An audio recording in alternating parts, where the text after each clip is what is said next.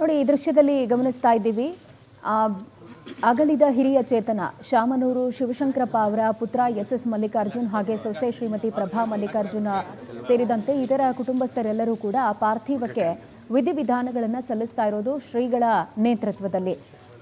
ಸಂಕ್ಷಿಪ್ತವಾಗಿ ಹೇಳಬೇಕು ಅಂತ ಹೇಳಿದ್ರೆ, ಈ ವೀರಶೈವ ಲಿಂಗಾಯತ ಸಂಪ್ರದಾಯದಲ್ಲಿ ಸಾವನ್ನ ದೇಹದ ಅಂತ್ಯ ಅಂತ ಹೇಳಿ ಪರಿಗಣಿಸಲಾಗುತ್ತೆ. ಅವರಿಗೆ ಈ ಸ್ವರ್ಗ ನರಕ ಅನ್ನುವಂತಹ ಒಂದು ಕಾನ್ಸೆಪ್ಟೇ ಇಲ್ಲ.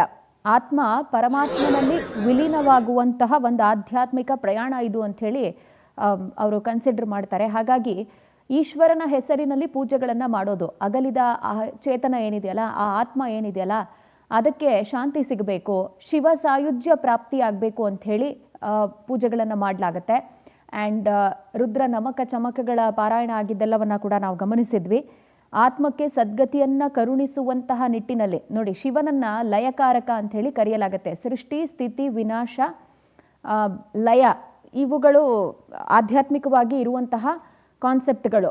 ಲಯಕಾರಕ ಶಿವ ಅಂತ ಹೇಳಿದ್ರೆ, ಈ ದೇಹ ಕಲಿಯುಗದಲ್ಲಿ ತನ್ನೆಲ್ಲ ಕೆಲಸಗಳನ್ನು ಅಥವಾ ತನಗೆ ಭಗವಂತ ಒಪ್ಪಿಸಿದ ಕಾರ್ಯಗಳನ್ನು ಮತ್ತೆ ಪೂರ್ವ ಜನ್ಮದ ಕರ್ಮಗಳನ್ನು ಕಳೆದಂತಹ ಬಳಿಕ ಈ ದೇಹ ಏನು ಪ್ರಯಾಣವನ್ನು ಮಾಡುತ್ತಲ್ಲ, ಆ ಸಂದರ್ಭದಲ್ಲಿ ಅದಕ್ಕೆ ಆ ಲಯಕಾರಕನಾಗಿ ನಿಂತ್ಕೊಳ್ಳೋದು ಶಿವ ಅನ್ನುವಂಥದ್ದಿದೆ.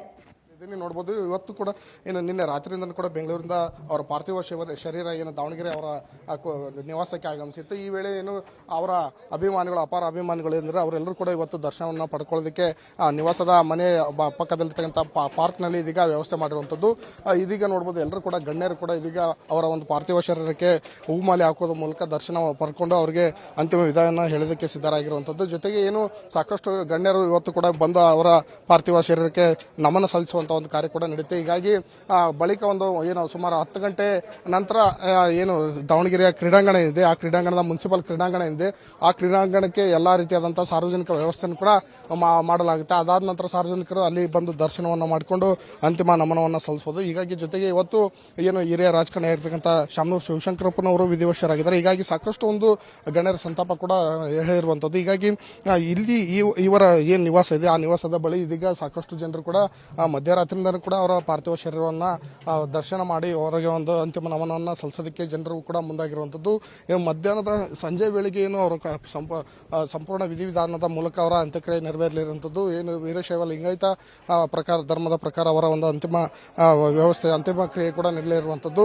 ಜೊತೆಗೆ ಏನು ಅವರ ಒಂದು ಸಾಧನೆ ಇತ್ತು ಅದನ್ನ ಕೊಂಡಾಡುವಂಥ ಕೆಲಸ ಕೂಡ ಇಲ್ಲಿ ಮಾಡ್ತಾ ಇರುವಂಥದ್ದು. ಯಾಕಂದ್ರೆ ಅವರ ಇಡೀ ಒಂದು ದಾವಣಗೆರೆ ಏನಿದೆ ಅದು ಒಂದು ಸಾಮ್ರಾಜ್ಯವನ್ನು ನಿರ್ಮಾಣ ಮಾಡುತ್ತಿದ್ರು. ಶೈಕ್ಷಣಿಕ ವಿಚಾರ ಆಗಿರ್ಬೋದು, ಮತ್ತೆ ಕೈಗಾರಿಕಾ ವಿಚಾರ ಆಗಿರ್ಬೋದು, ಹೀಗೆ ಸಾಕಷ್ಟು ರೀತಿಯಲ್ಲಿ ಅನುಕೂಲ ಮಾಡಿದಂಥ ಶಾಮನೂರು ಶಿವಶಂಕರಪ್ಪನವರು ಇವತ್ತು ಹಸ್ತಂಗತರಾಗಿರುವಂಥದ್ದು. ಹೀಗಾಗಿ ಅವರ ಒಂದು ಅಗಲಿಕೆ ಸಾಕಷ್ಟು ನೋವನ್ನು ಭರಿಸ್ತಾ ಇರುವಂಥದ್ದು. ಯಾಕಂದ್ರೆ ಸಾಕಷ್ಟು ಜನರು ಕೂಡ ಅವರ ಸಾಕಷ್ಟು ಅಭಿಮಾನಿಗಳು ಕೂಡ ಇರುವಂಥದ್ದು. ಜೊತೆಗೆ ಅವರು ಎಲ್ಲಾ ಕ್ಷೇತ್ರದಲ್ಲೂ ಕೂಡ ತಮ್ಮ ಛಾಪನ್ನು ಮೂಡಿಸಿದ್ದಾರೆ. ಹೀಗಾಗಿ ವಿವಿಧ ಕ್ಷೇತ್ರಗಳಲ್ಲಿರ್ತಕ್ಕಂಥ ಗಣ್ಯರು ಕೂಡ ಇವತ್ತು ಅವರ ಏನು ನಿವಾಸಕ್ಕೆ ಆಗಮಿಸಿ ಅವರ ಅಂತಿಮ ದರ್ಶನವನ್ನು ಪಡೆದಕ್ಕೆ ಎಲ್ಲಾ ರೀತಿಯಾದಂತಹ ವ್ಯವಸ್ಥೆ ಕೂಡ ಇದೀಗ ಸಿದ್ಧವಾಗಿರುವಂಥದ್ದು. ಜೊತೆಗೆ ನೋಡಬಹುದು, ಅವರ ಕುಟುಂಬಸ್ಥರು ಕೂಡ ಏನು ಅವರ ಅಂತಿಮ ದರ್ಶನಕ್ಕೆ ಬಂದಿದ್ದಾರೆ. ಅವರೆಲ್ಲರೂ ಕೂಡ ಕಣ್ಣೀರಿನ ವಿದಾಯವನ್ನ ಇದೀಗ ಹೇಳ್ತಾ ಇರುವಂತಹ ಒಂದು ದೃಶ್ಯವನ್ನ ನೀವೀಗ ನೋಡಬಹುದು. ಯಾಕಂದ್ರೆ ಅವರು ಸಾಕಷ್ಟು ರೀತಿಯಾದಂತಹ ಒಂದು ಸಹಾಯ ಏನು ಸೋಷಿಯಲ್ ವರ್ಕ್ದಲ್ಲಿ ಸಾಕಷ್ಟು ಒಂದು ಹೆಸರು ಮಾಡಿದ್ರು, ಸಾಕಷ್ಟು ಬಡವರಿಗೂ ಕೂಡ ಅವರು ಸಹಾಯ ಮಾಡ್ತಾ ಇದ್ರು. ಹೀಗಾಗಿ ಎಲ್ಲಾ ರೀತಿಯಾದಂತಹ ಅವರ ಒಂದು ಸಾಮಾಜಿಕ ಕಾರ್ಯ ಏನಿದೆ ಎಲ್ಲರಿಗೂ ಕೂಡ ಮೆಚ್ಚುಗೆಯಾಗಿತ್ತು. ಜೊತೆಗೆ ತಮ್ಮ ವಯೋಸಹಜ ಕಾಯಿಲೆಯಿಂದ ಅವರು ನಿಧನ ಹೊಂದಿದ್ದಾರೆ ನಿನ್ನೆ. ಹೀಗಾಗಿ ಅವರ ಒಂದು ಅವರ ಒಂದು ಮೃತ ಘಟನೆ ಏನಿದೆ ಅದು ಸಾಕಷ್ಟು ಒಂದು ವಿಚಲಿತ ತರಿಸಿರುವಂತದ್ದು ಕುಟುಂಬಸ್ಥರಿಗೆ ಮತ್ತು ಸ್ನೇಹಿತ ವರ್ಗಕ್ಕೆ. ಹೀಗಾಗಿ ಅವರ ಅಂತಿಮ ದರ್ಶನವನ್ನು ವ್ಯವಸ್ಥೆ ಮಾಡಲಿಕ್ಕೆ ಎಲ್ಲಾ ರೀತಿಯಾದಂತಹ ಸಕಲ ಸಿದ್ಧತೆಯನ್ನು ಅವರ ನಿವಾಸದಲ್ಲಿ ಇದೀಗ ಮಾಡ್ತಾ ಇರುವಂತದ್ದು. ಒಟ್ಟಿನಲ್ಲಿ ಸಂಜೆ ವೇಳೆಗೆ ಅವರ ಅಂತಿಮ ಅಂತ್ಯಕ್ರಿಯೆಯನ್ನು ಕೂಡ ನೆರವೇರಿಸೋದಕ್ಕೆ ಎಲ್ಲಾ ರೀತಿಯಾದಂತಹ ಒಂದು ಸಿದ್ಧತೆಯನ್ನು ಕೂಡ ಇದೀಗ ಕುಟುಂಬಸ್ಥರು ಮಾಡ್ಕೊಂಡಿರುವಂತದ್ದು. ಕ್ಯಾಮರಾಮನ್ ಜಯಂತ್ ಜೊತೆ ವೀರೇಶ್ ಬಾರ್ಕಿ, ಪವರ್ ಟಿವಿ, ಹಾವೇರಿ.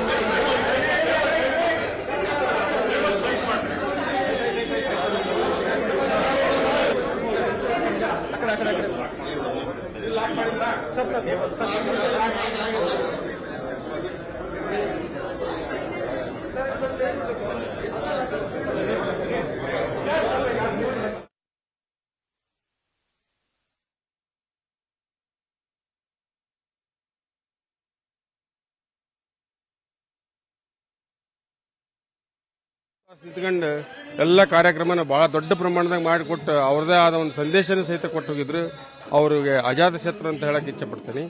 ಇನ್ನು ಅವ್ರ ಮಕ್ಕಳು ಸಹಿತ ಅದೇ ರೀತಿ ಮುಂದುವರಿತಾರ ಅನ್ನೋ ಭರವಸೆ ನಮಗೆ ಐತಿ. ಮುಂದೆ ಅವರು ಕೂಡ ಅವ್ರ ಮಕ್ಕಳಿಗೆ ಒಳ್ಳೆ ಪಾಠನ ಕಲಿಸಿ ಹೋಗಿದ್ದಾರೆ.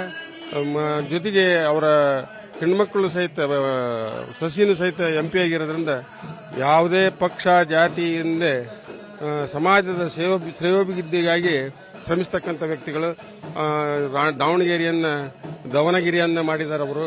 ಇಡೀ ದಾವಣಗೆರೆ ಎಲ್ಲಿ ಹೋದರೂ ಸಹಿತ ಶಾಮನೂರ ಅಪ್ಪಾಜಿ ಅಪ್ಪಾಜಿ ಅಂತ ಹೇಳ್ತಕ್ಕಂಥ ಒಂದು ಪ್ರತಿಯೊಬ್ಬರ ಮನಸ್ಸಿನಲ್ಲಿ ಮೂಡಿರ್ತಾರೆ. ಇವತ್ತು ಅವ್ರನ್ನ ಕಳ್ಕೊಂಡಿರೋದು ನಮಗೆ ಬಹಳ ನೋವಾಗೈತಿ. ಹೇಳ್ಬೇಕಂತಂದ್ರೆ ಅಂಥ ವ್ಯಕ್ತಿ ಮುಂದೆ ಸಿಗಲ್ಲ.